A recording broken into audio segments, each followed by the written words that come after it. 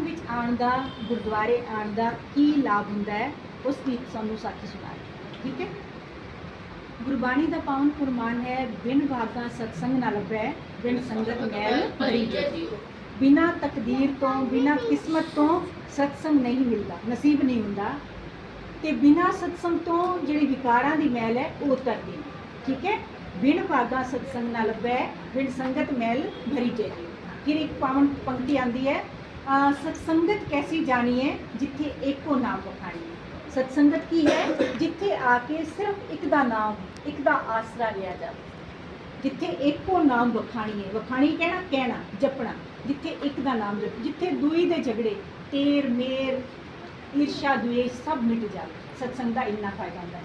एक सत्संग का होर इतनी महानता है, जदों आपां सत्संग विच बैठ के नाम जपते हैं ना, जिवें आपां इस क्लास में 40 बच्चे बैठे हैं, 40 छोटे बड़े सारे मिला के 40 बैठे हैं, तो आपां सत्संग के रूप में बैठे हैं ना, तो आपां वाहिगुरू कह रहे हैं।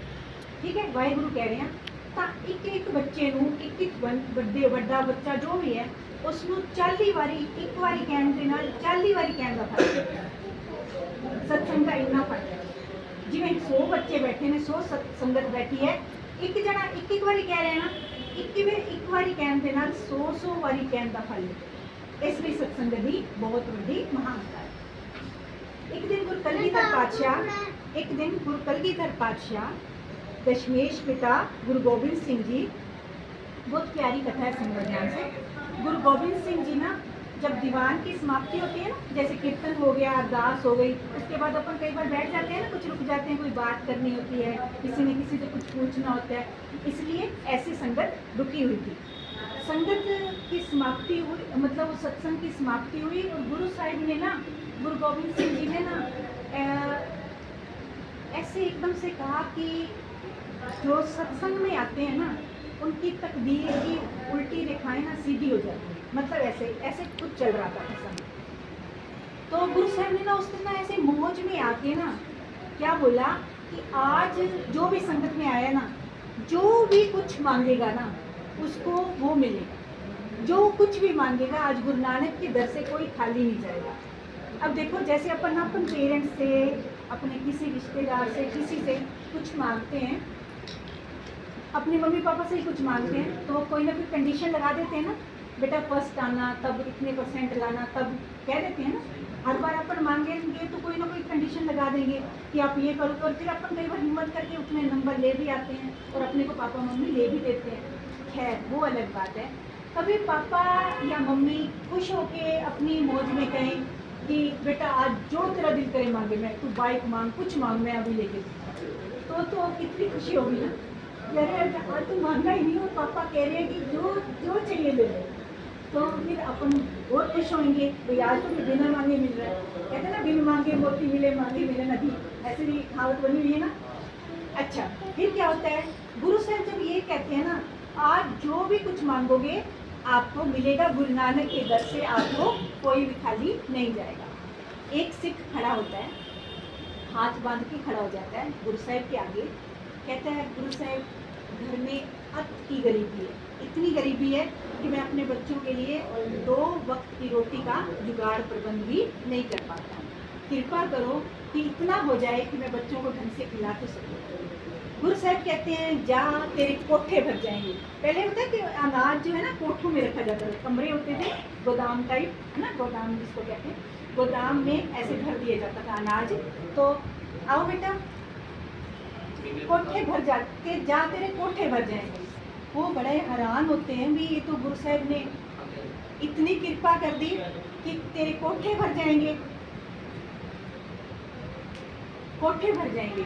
वो गुरु साहब का धन्यवाद करके, शुक्रिया अदा करके बैठ जाता है। इतने में फिर एक सिख और खड़ा होता है ना, एक सिख और खड़ा हो जाता है। गुरु साहब जानते हैं वो क्या मांगने वाला है, पर गुरु साहब संगत के सामने कहते हैं, भाई क्यों भाई, तेनू भी दौलत चाहिए, है ना, तेनू भी दौलत चाहिए, यानी तुझे भी धन चाहिए। कहते हैं, नहीं पातशाह, मेरे कोठे भरे पड़े हैं पर खाने वाला कोई नहीं। ऐसे ही चलता है ना दुनिया में, कोई गरीब है, उसके पास कुछ खाने को नहीं है, किसी के पास इतना है, औलाद नहीं है। नानक दुखिया सब संसार, सारे संसार में किसी को कोई दुख है, पुष्टि का बस इतने साधन है, लेकिन वो पचा नहीं पाता। डॉक्टर उसको कहता है बस तुम्हें सूखी रोटी और मूंग की दाल खानी है ना, उसके पास सब कुछ है लेकिन उसको पाचन शक्ति नहीं है। अब वो बेचारा क्या करे? अब एसी तो है, डॉक्टर ने मना कर दिया एसी में बैठना ही नहीं है, तो बेचारा क्या करे?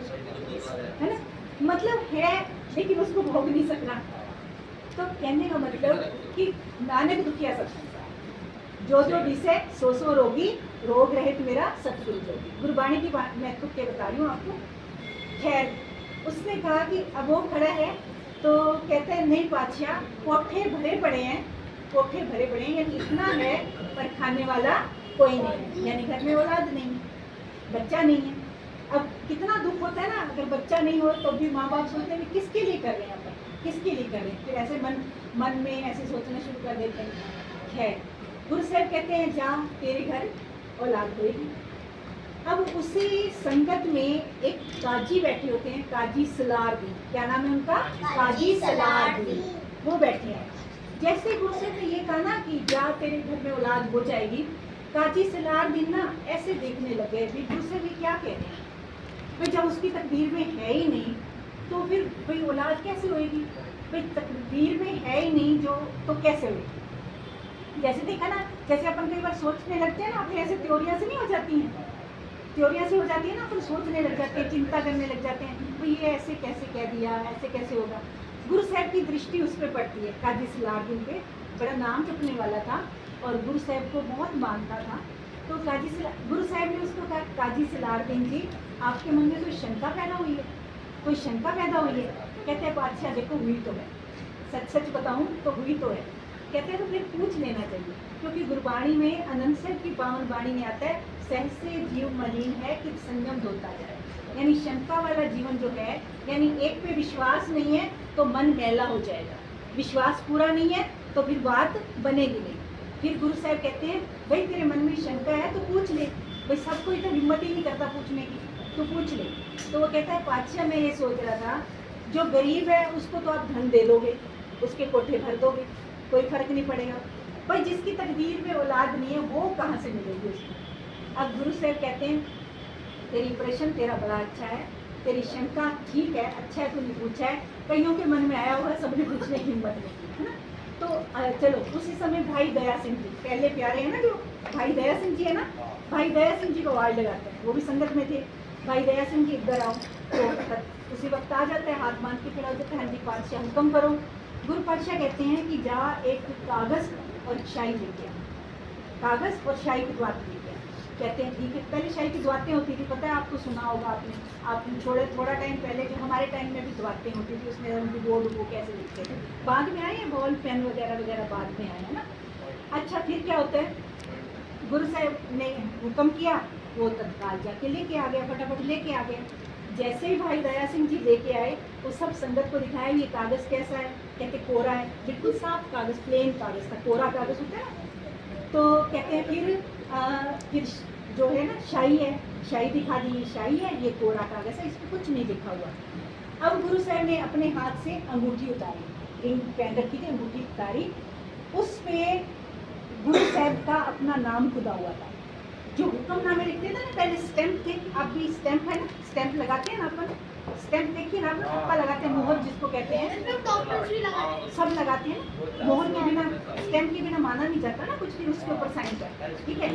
गुरु साहब जो है उस अंगूठी पे गुरु साहब का नाम लिखा हुआ था।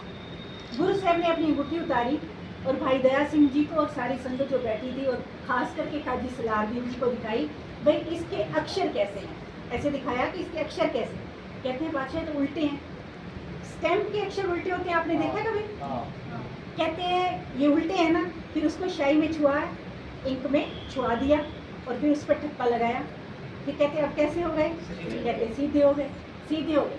फिर गुरु साहब ने समझाया कि ऐसे ही जब अपन सत्संग में आते हैं ना, हमारी तकदीर की उल्टी रेखाएं सीधी होनी शुरू हो जाती, समझ आए?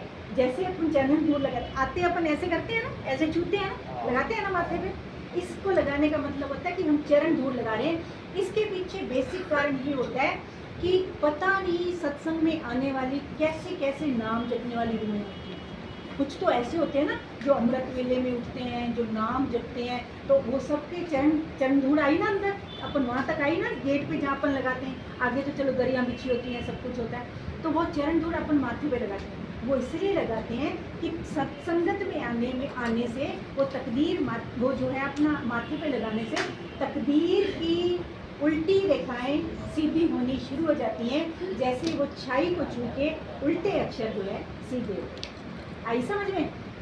तो काजी सलाहुद्दीन जी को कहते हैं ऐसे जिसकी तकदीर में नहीं है, वो नाम जपने से, सत्संग में आने से उसकी तकदीर में भी लिखा जाता है।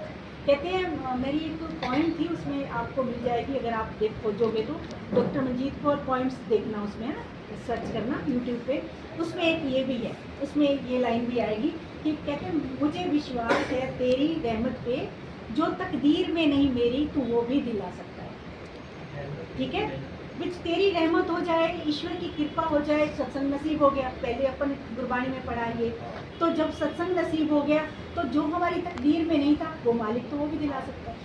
ठीक है, जो तकदीर में मेरी नहीं लिखा तो वो भी दिला सकता है। ठीक है, बस विश्वास होना चाहिए, विश्वास सबसे पहले जरूरी है। विश्वास है तो सब कुछ है, विश्वास नहीं है तो कुछ भी नहीं। कहते हैं अपन डॉक्टर से दवाई भी लेके आते हैं ना, तो अपने को नहीं पता वो दवाई किस चीज़ की है, क्या मिला हुआ है, किससे बनी हुई है, बस अपने को विश्वास है डॉक्टर ने दिया तो अपन ठीक हो जाए। गटक लेते हैं ना, आते ही गटक लेते हैं ना। तो इसी तरह से जिनको वाणी पे विश्वास है, गुरु पे विश्वास है, परमात्मा पे विश्वास है, उसके बेड़े पार है, वो वैसे ठीक हो जाए।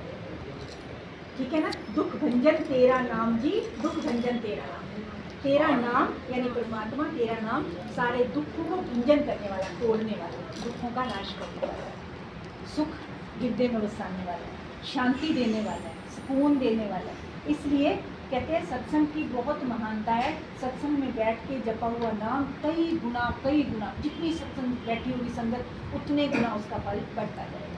पता नहीं है ना अपने को कौन कितना नाम जपने वाला है, कौन कितनी सेवा भाव वाला है, कितनी सेवा करने वाला है, कितना, कहीं तो जाहिर ही नहीं करते कि कितना नाम जप रहे होते हैं। अपने जैसे को तो चल पता चल गया, अपन क्लास में आए, अपन गुरुद्वारे आए, पता चल गया। कईयों का तो पता ही नहीं चलता, मतलब 24 घंटे में से 18 घंटे जाप करने वाले, जिसको श्वास जिनको सोए हुए भी उनका नाम चलता रहता है, कितने नाम जपने वाले हैं।